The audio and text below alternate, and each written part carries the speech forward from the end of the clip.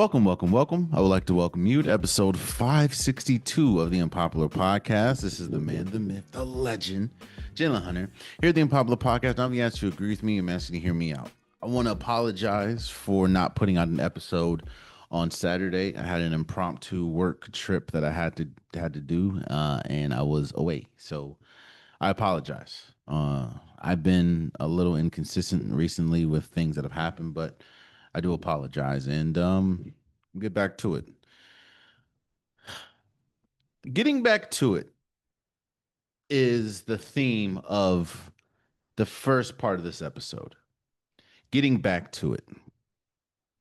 With All-Star break coming to an end, you saw a lot of conversation around, is the All-Star weekend or is the All-Star game back? And we saw small but major changes this year to All-Star weekend in general. First time in a while, All-Star weekend was presented by NBC. They changed the times. So All-Star weekend ended, the Friday, Saturday slates ended extremely early. Yeah, at least earlier than we're used to. Obviously, you had the Team World versus Team USA versus another Team USA, just younger. There was a lot that was changed about this All-Star game or All-Star weekend. And if we're being quite honest, there was a lot riding on this All-Star weekend. The fact that this was the first time the NBC had it in a while, and the fact that if we're being completely honest, All-Star weekend hasn't been great. It hasn't been good for a long time. It's not just the game, but it's the fact of the stars aren't really it's the stars aren't really there. Everyone really looks forward to the 3-point contest, the slam dunk contest now, because the stars don't do the slam dunk contests. And shout out to a bunch of people talking about it. If we're being honest about what we're seeing from the slam dunk contest, the best dunkers in the world are not in the NBA.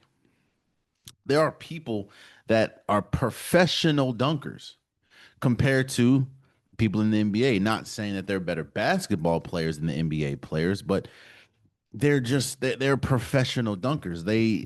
They're not in the NBA. And we're seeing a lot of lackluster creativity in the All-Star weekend, more specifically the slam dunk contest, because a lot of these people don't know how to be creative. A lot of these people don't know how to do creative dunks. And the people that do know how to do that are not in the league. And so a lot was riding on this All-Star weekend. A lot was riding with Adam Silver.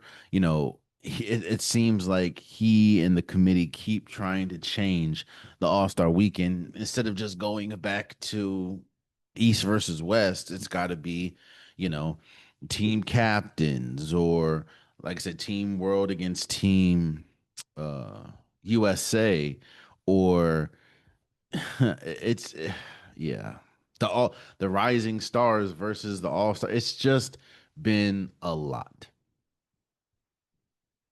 And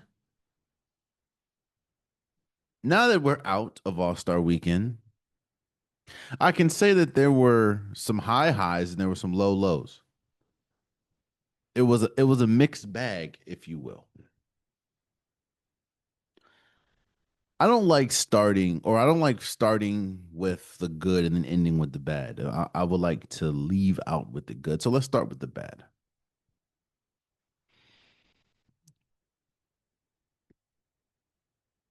Kev on Stage, for people that don't know who that is, Kev on Stage is somebody that is a social media juggernaut, essentially. He is a comedian.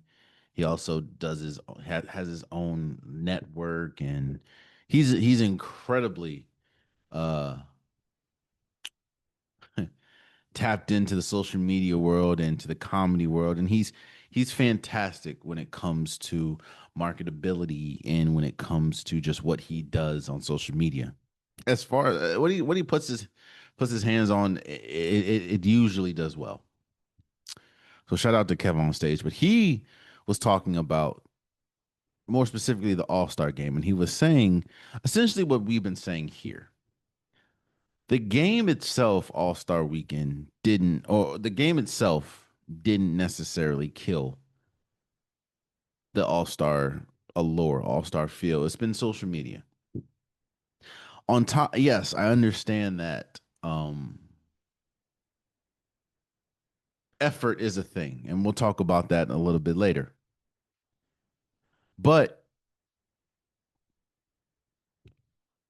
as we've said here, the original point and the original allure of All Star Weekend is a lot of people could not have access to a lot of these players until All Star Weekend. If you lived in Toronto, you probably couldn't watch, Magic Johnson play. Or if you lived in Maryland, you probably couldn't see Michael Jordan play because it just wasn't in your region. And now that you have social media and people are so accessible, no, I'm not gonna say nobody cares, but it's hard to I can watch Jalen Brunson and Josh Hart do a podcast, or I can watch LeBron James and Steve Nash do a podcast. I can watch Steph Curry, do movies and do podcasts. Why do I care about social, the All Star Weekend? And one of the low points of All Star Weekend was the fact that it did not feel grand. I think that has been one of the bigger issues that hasn't really been discussed. The grand feel of All Star has not been there. Maybe it is the fact that it was on NBC. Maybe it is the fact that uh All Star Weekend for Friday and Saturday would end at like 8 o'clock. On a Friday and Saturday, why is the All Star Week? Why is the festivities ending at 8 o'clock? You understand you don't want to be watching a slam dunk contest at 11, 12 o'clock at night, but what,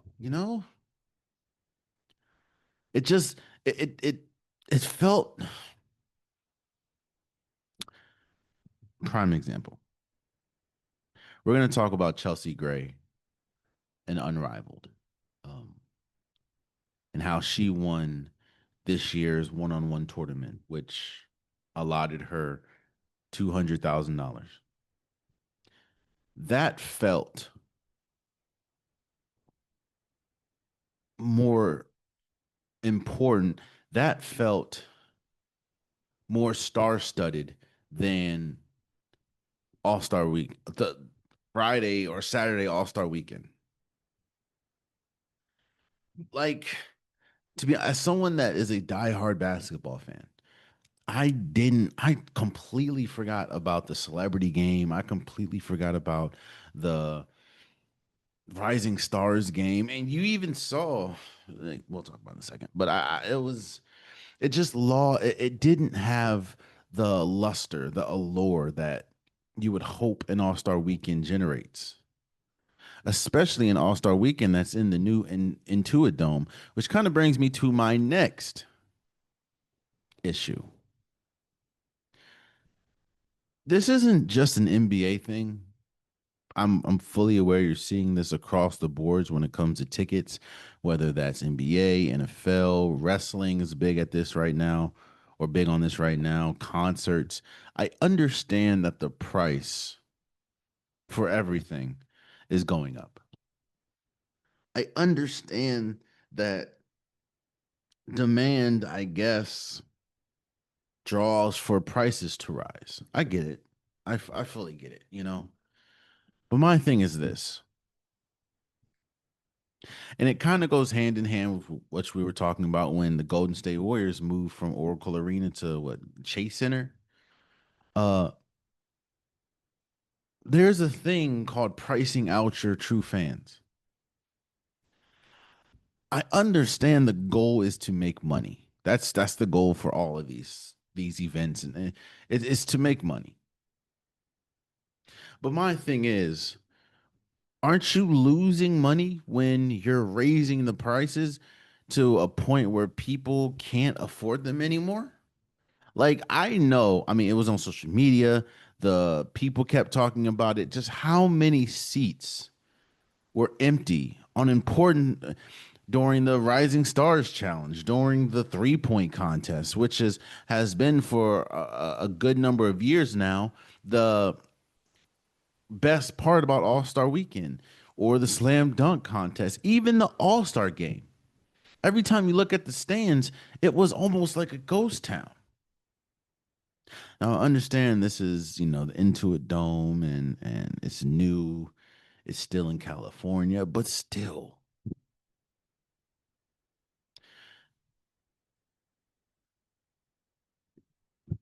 I understand the pricing market fluctuates, but do you understand how bad of a optic that looks like when you pan to the crowd, when you see someone hoisting a trophy that they just won, and then you look at the crowd and there's nobody there, or there's a lack of people there? Again, I'm not 100% sure if this is an NBA thing, seeing as though I'm seeing it around, all sports and all entertainment sectors that have tickets, but you're pricing out your fans for a product that has not been great. I think that's the biggest issue with wrestling as well. I don't watch wrestling anymore, but when you listen to people talk, the tickets for like WrestleMania is astronomical.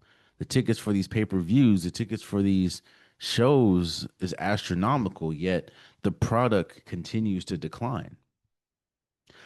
Up until this point, All-Star Weekend has continued to decline to the point where I questioned, and I even said this before All-Star Weekend. I'm like, yo,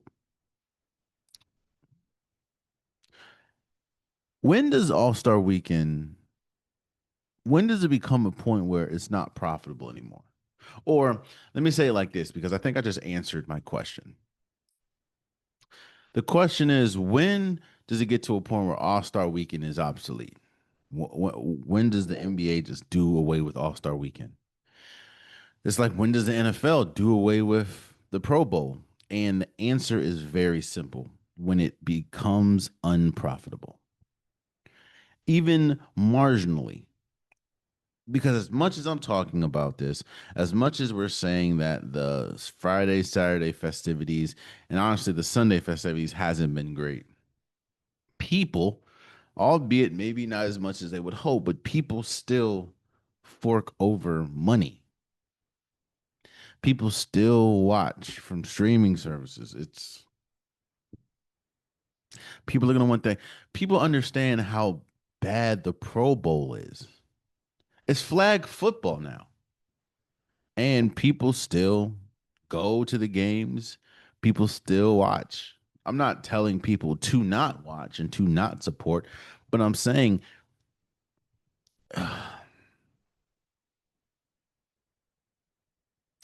it's about change. And what I mean by that is, the question is, how do you spark change? And this is why I feel lockouts necessarily don't work a lot, or in order for things to change, you need a uniformal, or you need a collection of people to do the same thing. And we'll talk about that when we talk about Unrivaled in the WNBA. That is something that is extremely hard to do, because not everybody is affected the same way. I'm sure this All-Star Weekend check meant more to some players than it did to others. I don't mean to call anybody out, nor am I pocket watching, but I'm sure All-Star Weekend meant more for someone like Jalen Johnson than it did to someone like LeBron James and Steph Curry. I'm sure that All Star Weekend meant more to someone like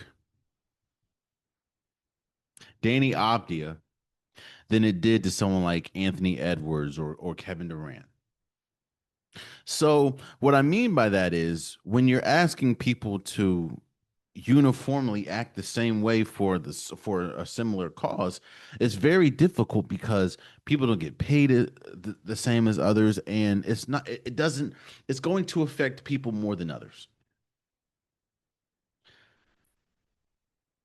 I think there has to be a point if you're going to want to see any change in this Pro Bowl or All Star Weekend that you're going to have to say, "Yo, we're not going to participate," and it has to be more than just Luca and Shea and Nikola Jokic. No, it has to be everyone.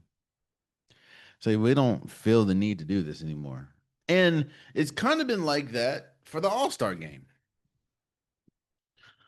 It goes back to effort. I say this all the time, man. You have to have some type of incentive to give effort, and there has been no incentive. You even see it, and I don't think that this is wrong.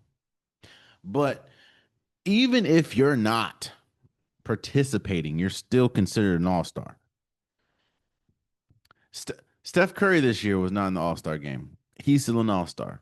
LeBron James didn't even wear the damn uniform last year. Still an all star.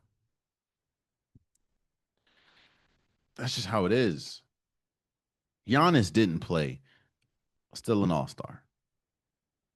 So it's like, what is the incentive? I know it's an accolade and a badge that you get at the end of your career, but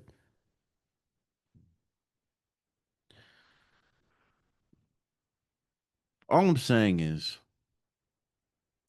I think it's clear that they're, especially watching this year and the last few years, the allure, the illuster, or the illustrious name of All Star Weekend has diminished, especially when you look at the Friday and Saturday slates.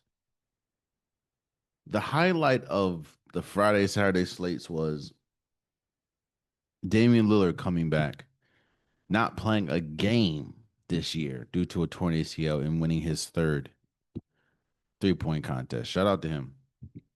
And then Steph Curry coming out and saying, "Yeah, next year we're trying to have arguably the greatest All Star or 3-point contest ever with Steph, Clay, KD, Damian Lillard, Devin Booker." You know what I'm saying? So that is it.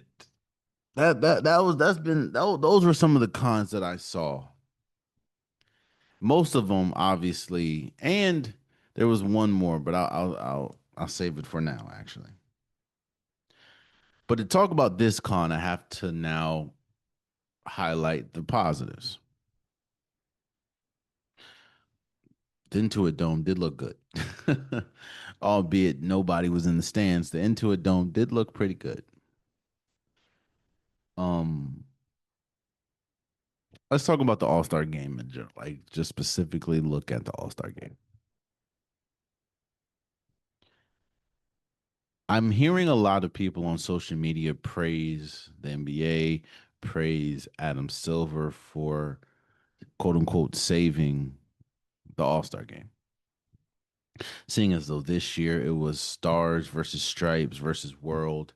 There were three teams, and I believe it was the Stars, which was the younger, had Anthony Edwards and Chet Holmgren and Jalen Johnson. That team ended up beating the Stripes team that had LeBron, KD, the older players, older American players. Steph Curry was supposed to be on that team, but obviously he was hurt.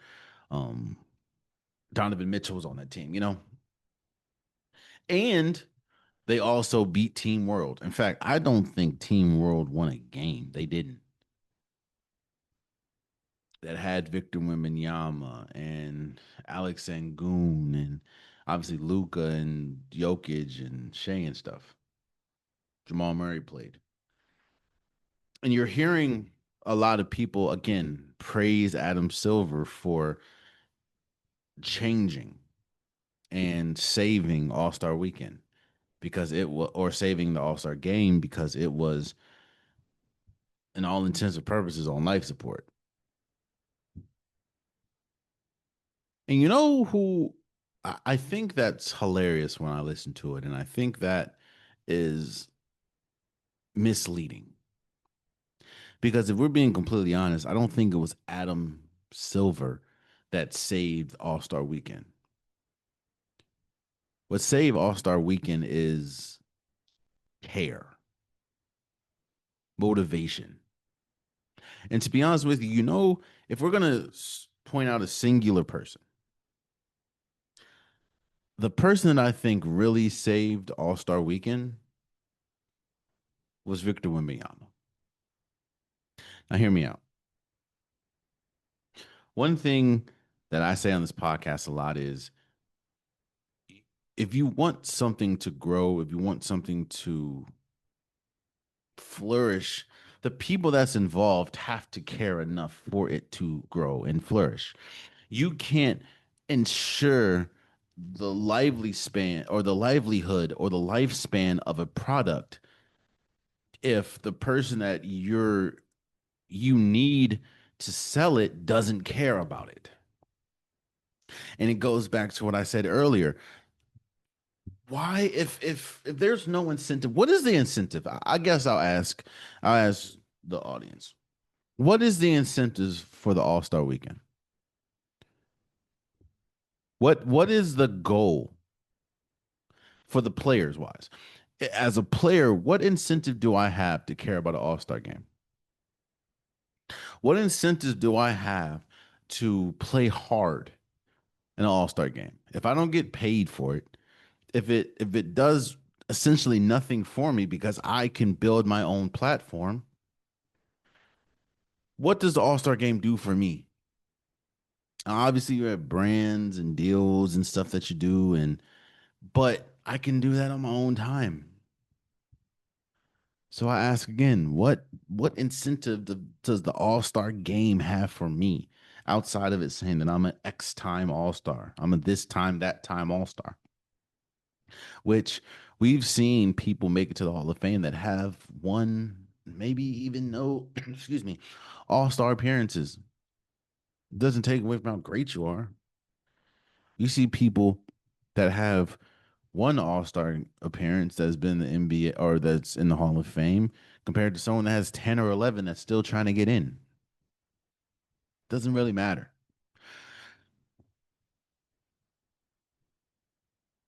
I think that this year, the All Star game was great because, again, it goes back to the effort that was given on the floor we have not seen in a while. And I think that's because of Victor Wembanyama.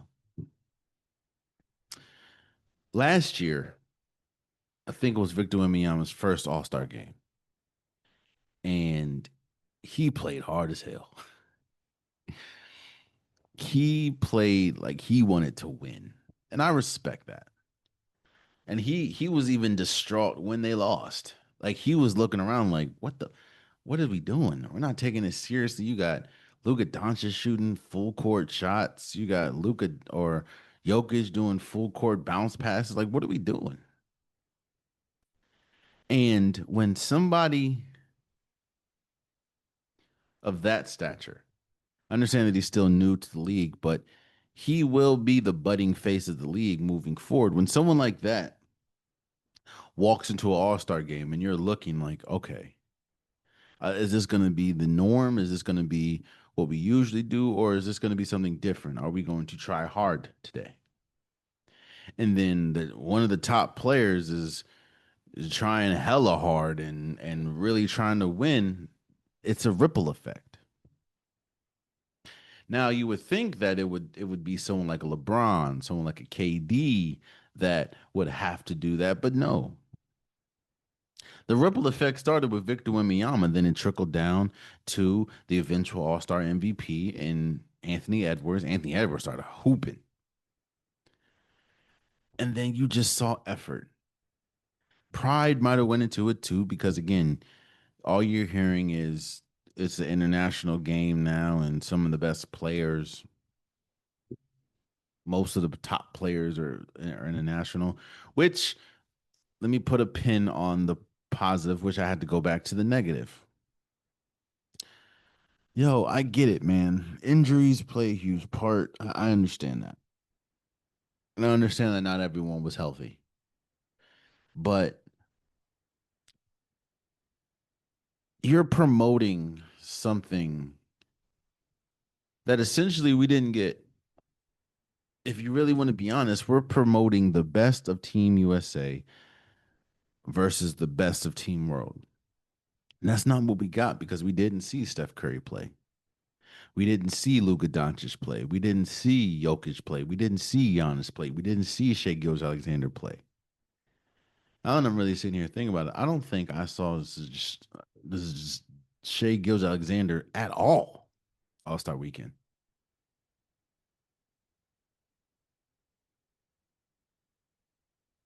But go back to the positive.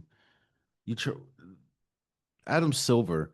This format didn't save All Star Game. What saved it was people like Anthony Edwards, people like Victor Wembanyama that actually took it seriously. Hell, I was, you know how shocked I was to see Kawhi Leonard hooping. Kawhi Leonard had like 30 points or something in the second game. Like he was actually trying. LeBron James was actually trying because at that point, it was very noticeable if you weren't trying hard.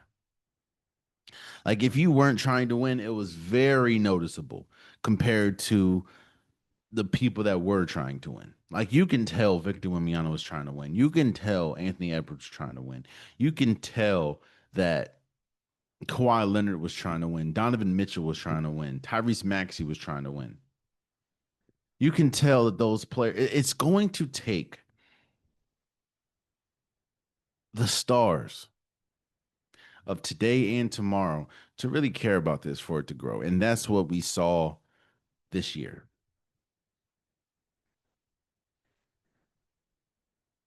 My thing is before I crown it an epic success, or before I say it's an epic failure, I have to see how wide the ripples go, how far the ripple effect is. Because if this happens now and it doesn't, we go to next year and it's worse, or it goes back to people not caring, it's just like, did we really solve anything? Did we really, or was it just a one off?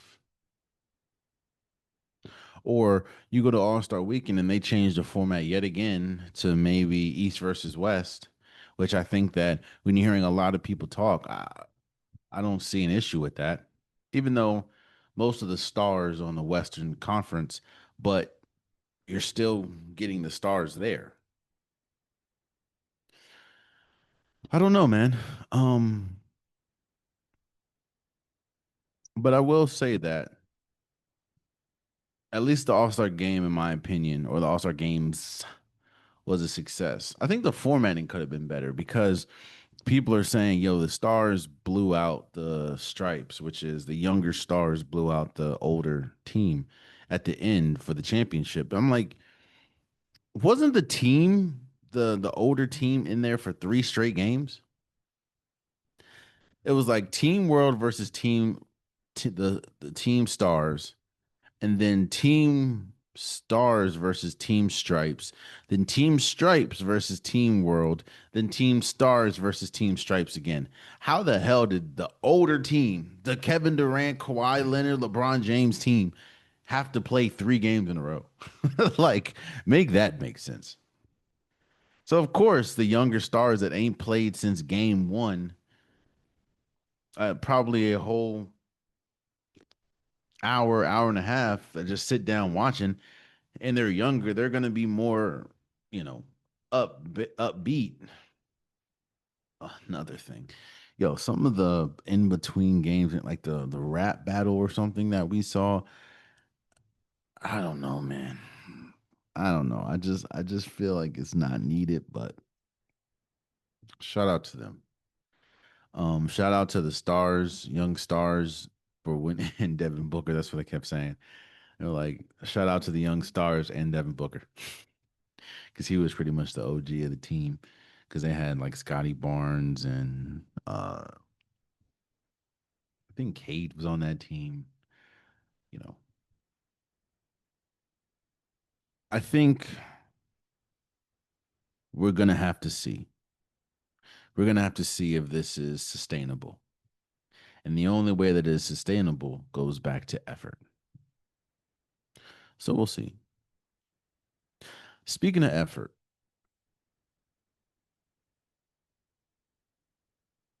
I want to talk about Jerome Tag for a second, who is now the former Kansas State head coach after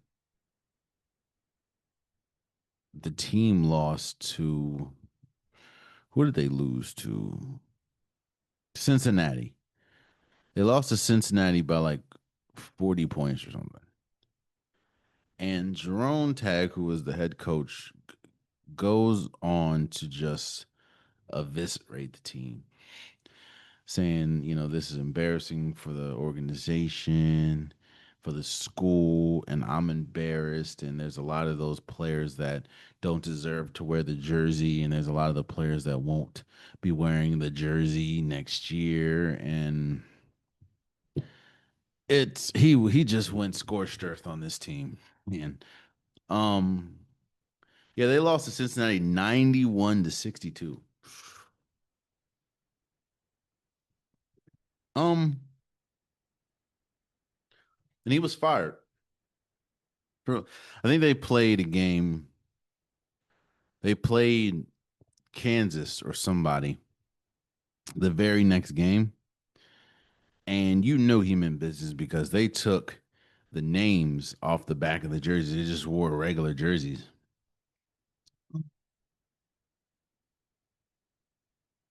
Yeah, and he got fired. Now, Kansas State is, or at least was, 10-15 overall and 1-11 in Big 12 play this season. Now, not saying that it's the Big 10, not saying that it's uh, the ACC, but Big 12 is really good. When you have Iowa State, when you have Houston, like the Big 12 is tough this year. Baylor. Um,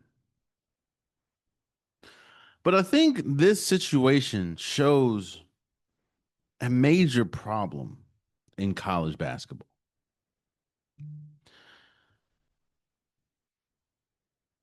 I don't want to be that guy, but what do you expect?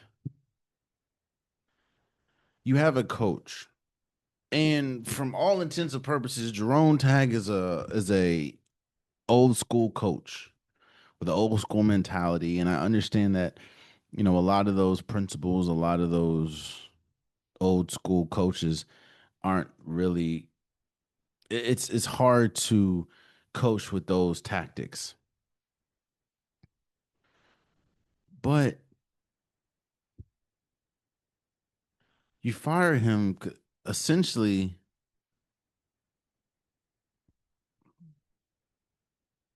You fire him essentially because of the comments that he said. Because you said the comments were essentially like detrimental to the program and stuff like that. When he was just being honest,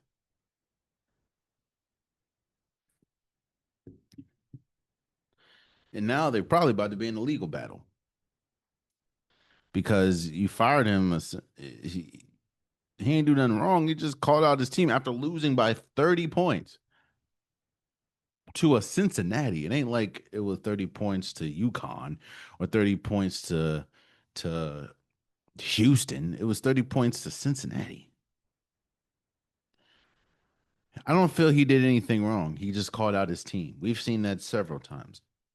Maybe not to the vitriol that he did, saying that there's a lot of players that's not going to be in this jersey next year, but we've heard that several times. I think it also goes back to the issue is, you know, Kansas State is going to have a lot of NIL money next year. And they're also going to be dealing with a legal situation because I'm sure Jerome Tag is probably going to sue. So it's like, what was that for? This is the same Kansas State that what 2 years ago made a March Madness run, a tournament run.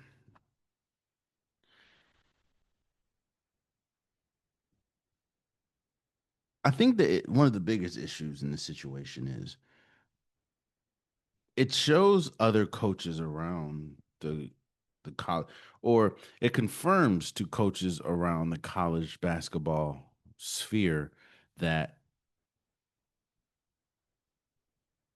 it's not safe to do your job the way that you feel best to do it.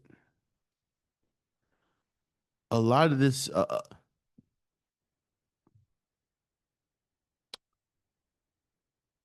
lot of the, a lot of people, Jerome Tag didn't say anything wrong. He just questioned. He just said it was an embarrassing. What lie did he tell? It was an embarrassing loss. They're 1-11 in Big 12 play this season. You lose to a Cincinnati team that you should, even if you lose, you shouldn't lose by no 30. And he said that there's a lot of kids that are there now that I guess they whiffed on or just not playing well. What about that? Especially after a loss, makes you think that person doesn't really shouldn't be the head coach anymore. I mean, okay, maybe you don't trust that he can do right with the NIL budget. Cool. But why fire him now? And then word it the way that you worded it. Hell, Tag said, I am deeply disappointed with the university's decision and strongly disagree with the characterization of my termination. I have always acted in integrity and faithfully fulfilled my responsibilities as the head coach. I'm grateful to the players, staff, and fans who make this program so special. I remain proud of what we built together and confident that I have always acted in the best interest of the university and our student athletes, which is true. Which is true.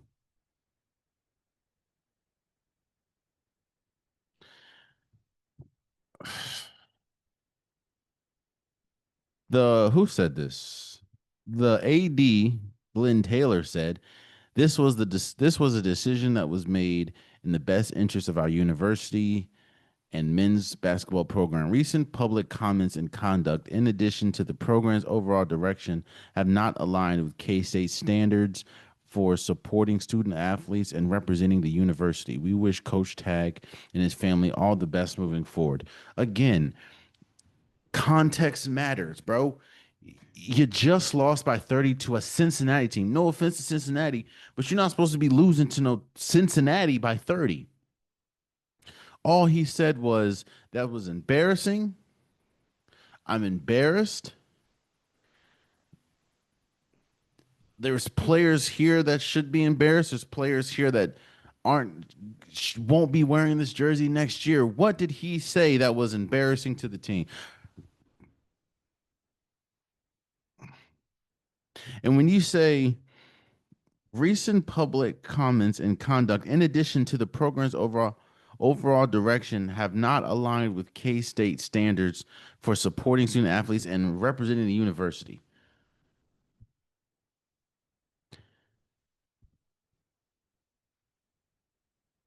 Glenn Glenn Taylor, bro, what do you talk about? What has been the reputation for K State? Again, what this shows is It's not safe, and we've seen this.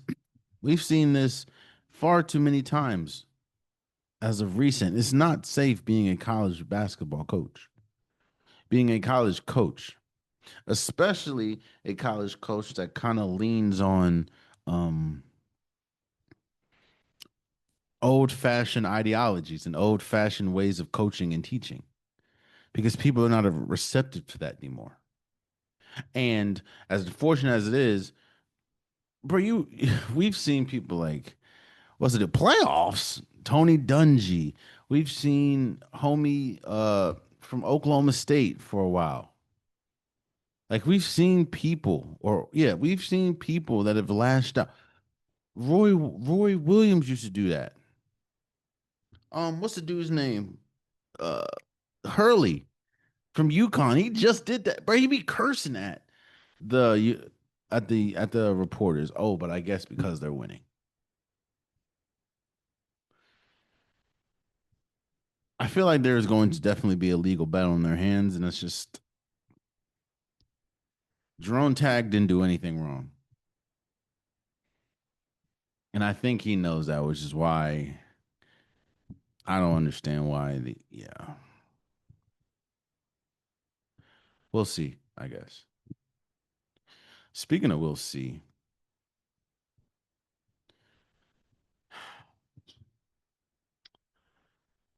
let's talk about Tyreek Hill for a second. And in talking about Tyreek Hill, we kind of talk about the entire Dolphins organization as a whole. The Dolphins organization is clearly cleaning house.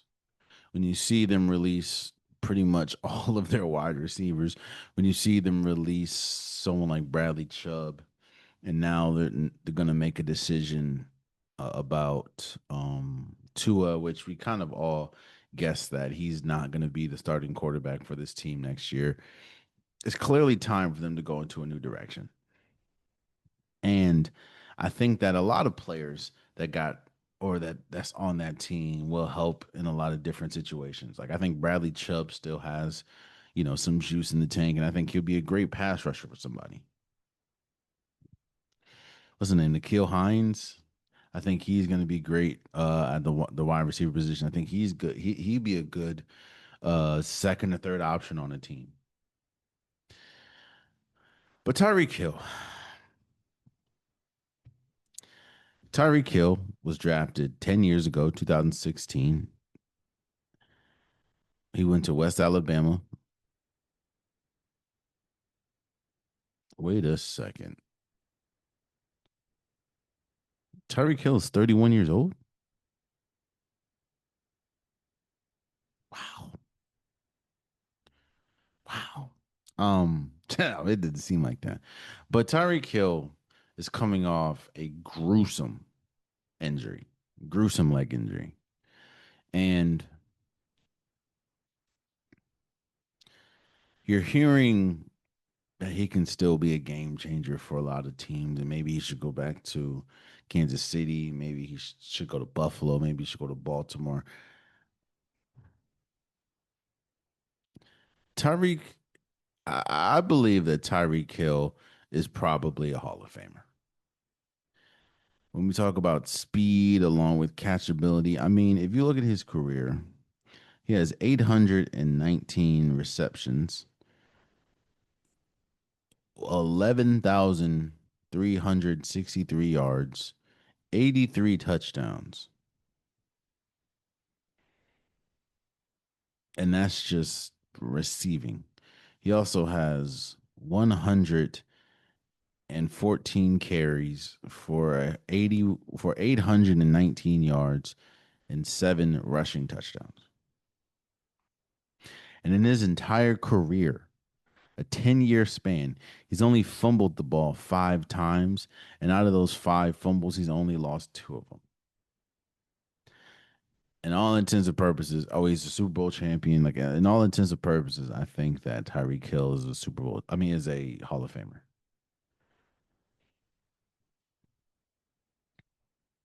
However, when you see an injury as gruesome as that one, it's like usually your speed goes, usually your athleticism goes first. Look at John Wall. Look at Derrick Rose. You know, look at Odell Beckham Jr. He kept getting hurt. I'm not saying if obviously if he's healthy enough, you should keep him, and obviously if he's healthy enough, he shouldn't retire or want to retire. But I don't know. I mean, I don't know how much he has left in the tank, especially after that injury. And it's like, I don't know. Because that's not what that's a tough injury to come back from. Um, if you get the old Tyreek, which I mean, I know modern medicine is crazy. If you get the old Tyreek Hill, then of course I can see him being what I can see him being a great number one option for Josh Allen or a great number one option for Lamar Jackson. He definitely would be a number one option for Patrick Mahomes again, but it's like, how likely is that going to be the case? Which is why I'm not shocked that they released Tyreek Hill. It goes back to demand. If there's really no demand for Tyreek Hill, why would I give you as much as I can give you? You know, I hope for again. I hope that his recovery is going well, and I hope that if he wants to continue, then he was able to get back on the field. But it's not likely. But we'll see. We'll see. And for the Dolphins, I talk about my team. I talk about the Wizards a lot, and I talk about the Kings, and I talk about teams that have been rebuilding forever. And while no, the Dolphins haven't been rebuilding forever, but it's like, at what point are you going to get to that point where you are an upper echelon team? I know maybe once or twice. I remember Tyreek Hill's first year in Miami, they were going crazy. But it's like that was a year. I don't know. I don't know. We'll see. Also, speaking of we'll see, yo,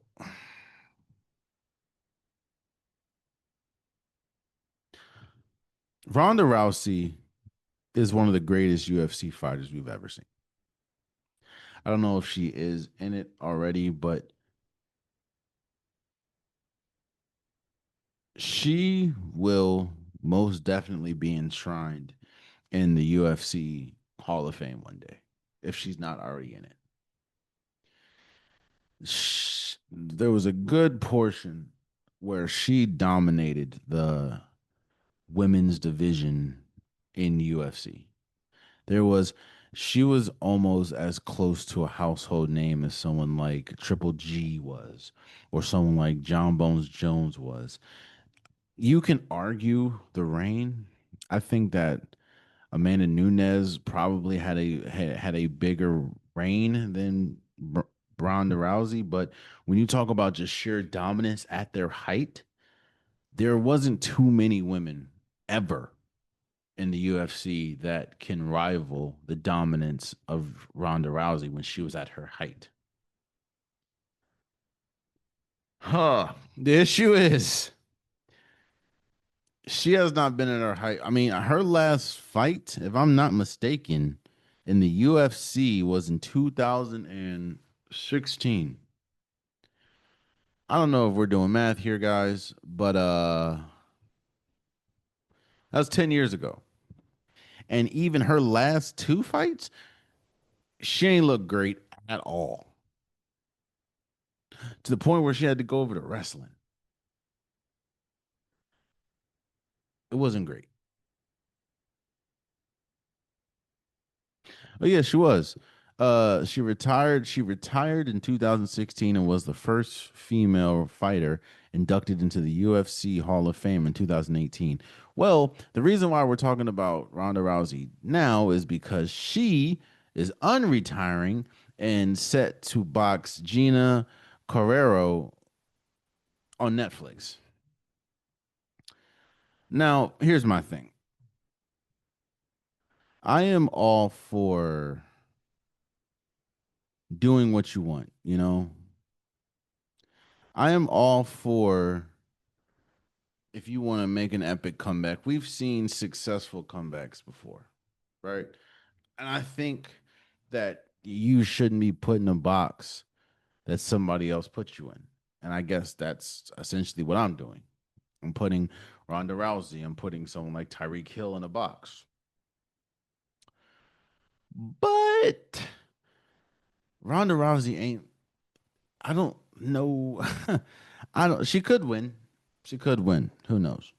But I don't, mm, mm.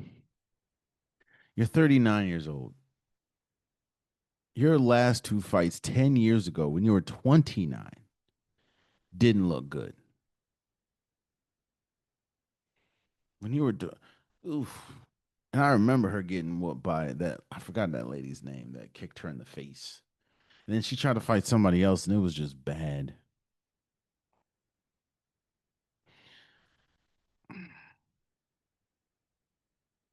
I don't know, man.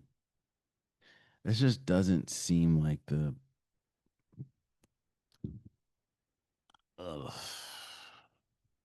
It just doesn't seem like the smartest decision, you know?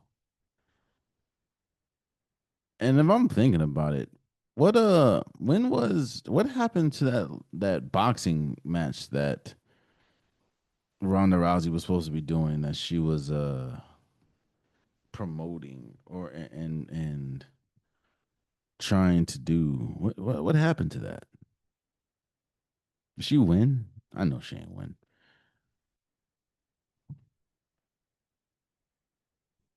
Yeah, I don't know. Bro, look at this. Look at the picture. Good God. And they're blaming on the coaches. It might be the coaches. I don't know. Um,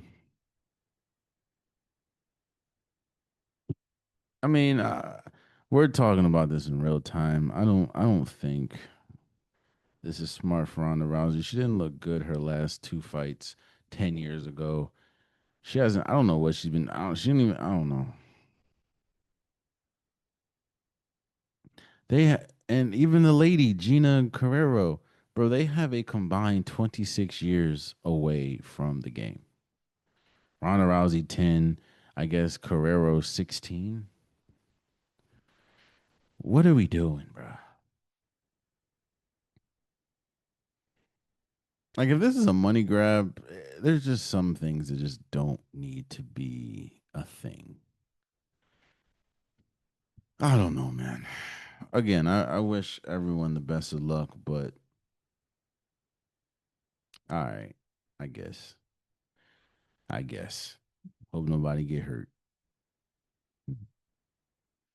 I do want to say congratulations to I talked about it earlier, but I want to say congratulations to Chelsea Gray for winning the one-on-one tournament for Unrivaled and winning $200,000. Um, I question what things are going to look like if there is a legit lockout, which it kind of looks like it's barreling towards. If there is a legit lockout in the WNBA, because not everybody in the WNBA obviously plays um, in Unrivaled. Also, everybody in the WNBA also doesn't play in what's it Athletes Unlimited or something. So it goes back to the original topic that we talked about for All Stars. Like, if you want something done, you need a collection of people to do it. Well, the fourth or fifth. player on the bench for the Fever aren't going to be affected as much as Asia Wilson and Brianna Stewart. Um, so I just wonder, eh, are you going to let more people in to Unrivaled? Are you going to extend the season? What happens with Athlete Unlimited? Are people that's going to now you're going to force them to go overseas and play long? I don't know. Because what if you get put into a contract that if all of a sudden y'all get a deal done in the WNBA, they can't come back until then. I don't know, man. I don't know. But congratulations to um congratulations to Chelsea Gray for winning the one-on-one unrivaled tournament. Definitely well deserved. Uh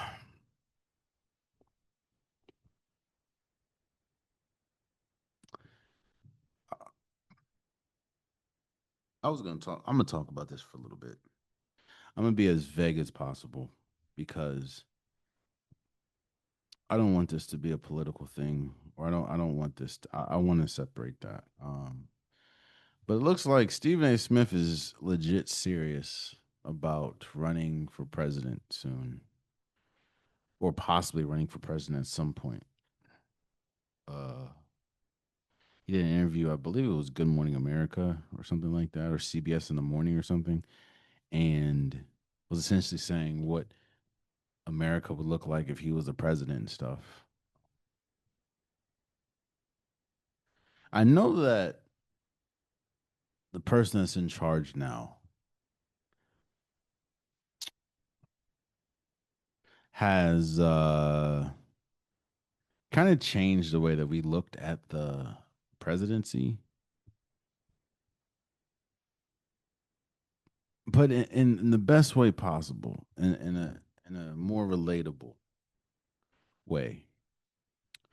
How would you feel if you were somebody that needed a lawyer and you were fighting like legit years in jail, and you go on social media and you see your lawyer doing social media uh, TikTok trends and TikTok reels or something. Like, what? I wouldn't feel too safe with that. Or you saw your dentist or your doctor over here doing TikTok trend dances in the operating room. I wouldn't feel too confident in my procedure if that's the person that's doing it. What I'm saying is there are jobs, there are positions that I feel needs to be addressed with the utmost respect, the utmost responsibility, and the utmost care because the image is everything. And on top of the fact that you are in charge of people. I say all that to say, man, look, I have no quarrels against Stephen A. Smith. I just feel like when we're talking about something like the presidency of the United States of America, uh, it you I don't want my president to be talking about how trash the Knicks are on a daily basis at ESPN. I don't want my president to be talking on a podcast about his beef with LeBron James. I just feel like that position is a little more important, a little more prestigious than that. And that's no offense to Stephen A. Smith. Like I said, I don't think the person that's in the office now deserves it. I think that man should be in jail. I mean, I surely didn't vote for him, but people did. And obviously, my point of view isn't a popular one, I guess, but I just think, you know, maybe Stephen A. Smith isn't the most qualified person to be the president of the United States, just like the person that is currently the president of the United States isn't the most qualified. But hey, what do I know? That's been today's episode of the Unpopular Podcast. I truly, truly appreciate you guys. If you want a Popular Podcast shirt, hoodie, sweater, long sleeve joggers, the link is in the description below. I have multiple different colors, multiple different designs. Get your Unpopular Podcast merch today. Also, please subscribe to the YouTube channel. I'm trying to get as many subscribers as possible. Tell a friend and tell a friend and tell a friend to subscribe. It definitely means a lot. I can't do it without you guys. So, again, please follow, please comment, please subscribe, all that. Also, for my DSPs, Apple Podcast, Spotify, SoundCloud, please, please follow, please subscribe, please rate, please share, please comment. It definitely means a lot. I'm trying to grow the podcast shooter loudly, and I cannot do without you guys' help. Again, share, comment, rate, everything that you can do. I definitely appreciate it. Also, for my socials, Instagram, TikTok, Facebook, I post pretty much daily. Again, it's been a busy last few weeks, so I've been a little bit inconsistent, but I'm back. Please subscribe. I post again pretty much daily. I don't mind going back and forth, just leaving the comments, and please be respectful. And yeah, I don't mind debating. It just means that you're listening to me and you have an opinion, both of which I appreciate. So, again, don't leave a comment if you're not going to follow. Like, what are we doing? Until next time, much love.